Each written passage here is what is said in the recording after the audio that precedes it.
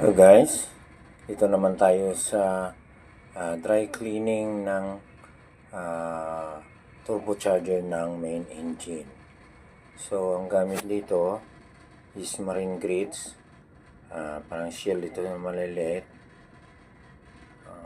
So ito ang magtatanggal ng carbon doon sa loob ng turbocharger. So, yan ang cleaning tank niya. Yung maliit na yan na may tubo na may tangke na maliit dyan sa taas.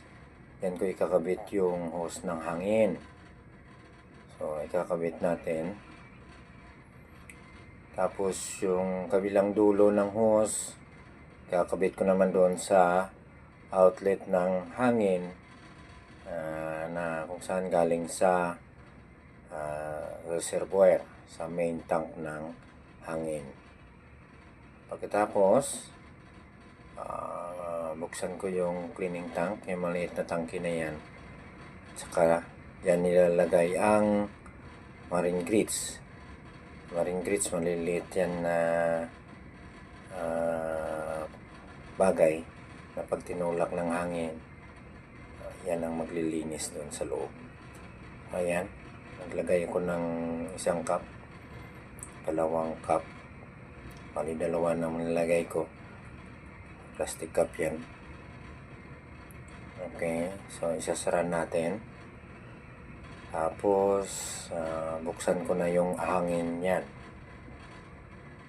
Okay, so sasara pa lang. Tapos buksan ko na yung hangin, bali sa dalawang balbula. Buksan ko muna doon sa main source.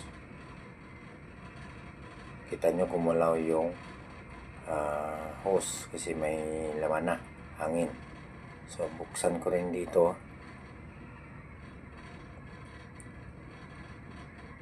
Ayan.